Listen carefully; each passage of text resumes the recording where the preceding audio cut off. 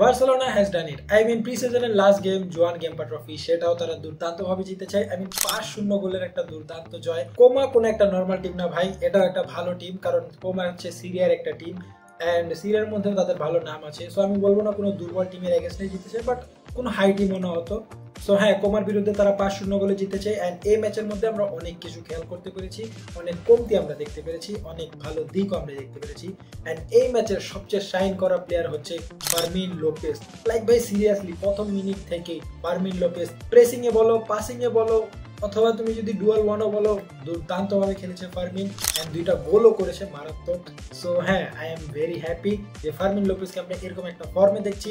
And ভাই আমি sure যে ফার্মিন লোপেসকে আমরা কোনোভাবেই সেল করছি না ভাই। ম্যান ইউনাইটেড যদি 150 মিলিয়নে দিয়ে দেয়, ফার্মিন লোপেসকে আমরা সেল করবো না। ফার্মিন লোপেস আমাদের পার্মানেন্ট প্লেয়ার, দ্য লা মাসিয়া প্রেডিজি। সো হ্যাঁ, তাকে আমরা সেল করবো না ভাই।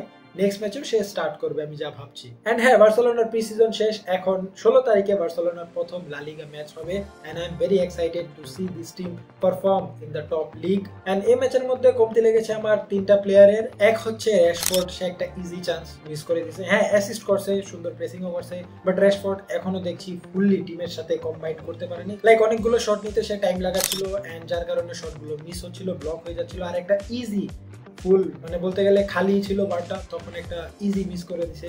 এন্ড শুধু যে র্যাশফোর্ড মিস করছে তা না, Farhan I mean our shark, সেও একটা ইজি পুরো খালি বারের মধ্যে একটা গোল মিস করে দিছে। সো হ্যাঁ, এটা। এন্ড 3 নাম্বার যে প্লেয়ার সেটা হচ্ছে পেদ্রি। এখন হয়তো বা অবাক হতে পারো, বাট পেদ্রি হ্যাঁ ভালো পারফর্ম করেছে। পেদ্রি থেকে আমরা হোয়াটসঅ্যাপ ফ্যানরা যা এক্সপেক্ট করি সেই পারফরমেন্সটা আমরা পাই নাই।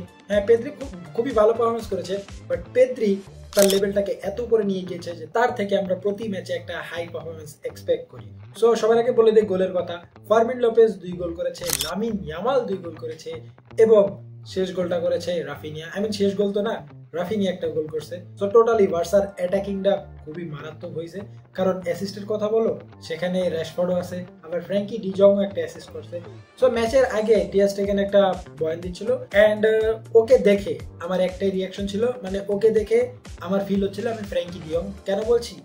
এটার কারণ ফ্র্যাঙ্কি ডিয়ং আর আমার মধ্যে কোনো পার্থক্য নাই। ওরা আমি যতবারই দেখি আমার রিয়াকশন এটাই হয়। হ্যাঁ, সে মেডিকেল রিপোর্টে সাইন করছে, মানে আমরা জোয়ান গার্সিয়াকে এখন ইজিলি রেজিস্টার করতে পারবো, বাট ও এই কয়েকদিন অনেক কাহিনী করছে, যার কারণে বার্সার অনেক প্রবলেম সহ্য করতে হয়েছে ভাই।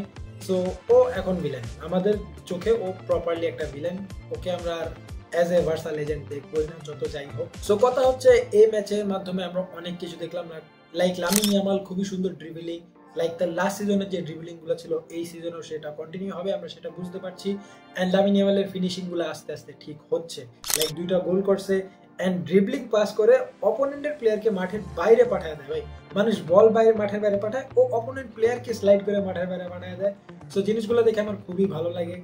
এন্ড হ্যাঁ, আমি এই বার্সা থেকে ভালো কিছু এক্সপেক্ট করবো, যদিও আমাদের ভালো একটা সিভি সেন্টার ব্যাক নাই। আমি যা দেখছি যে হানসি ফ্লিক জিরার্ড মার্টিনের উপর অনেক ভরসা করছে। আই মিন জিরার্ড মার্টিনকে সে ইনিগো মার্টিনেজের প্লেসটা ফুলফিল করাবে এমন ভাবে। কারণ এই ম্যাচের মধ্যে আমরা দেখছিলাম যে জিরার্ড মার্টিন মাঠে আসার আগে হানসি ফ্লিকের সাথে কথা বলছিল, আর হানসি ফ্লিক নিজের ছেলের মতো তাকে বুঝাচ্ছিল। সো হ্যাঁ, জিনিসগুলো দেখে আমার ভালোই লাগছে যে হানসি ফ্লিক এই টিমটাকে আবারও নেক্সট সিজন বড় কিছুর জন্য রেডি করছে। অ্যান্ড আই এম হোপিং যে বার্সেলোনা নেক্সট সিজন বড় কিছুই জিতবে।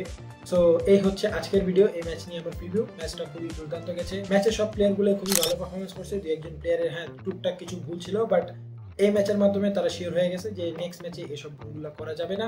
এন্ড আমরা দেখছিলাম যে নতুন প্লেয়ারগুলো আসছে, সেগুলোর মধ্যে শুট করার সাহসটা নেই। আমি ডোরো ফার্নান্দেস দুর্দান্ত একটা প্লেয়ার, বাট একটা ইজি চান্স 87 মিনিটের মধ্যে একটা ইজি চান্স পেয়েছিল, সে শুট করে নেই ভাই। তার মধ্যে সেই সাহসটা আসছিল না। আই মিন ফ্রেন্ডলি ম্যাচে শুট করছিল, বার্সা যে ট্যুরে গেছিল কোরিয়ায়, বাট এটার মধ্যে সে শুট করে নাই। সো হ্যাঁ, নতুন প্লেয়ারগুলোর এখনো কনফিডেন্সের অভাব আছে। সো নেক্সট সিজন আস্তে আস্তে কনফিডেন্সগুলো ঠিক হয়ে যাবে আমি আশা করি।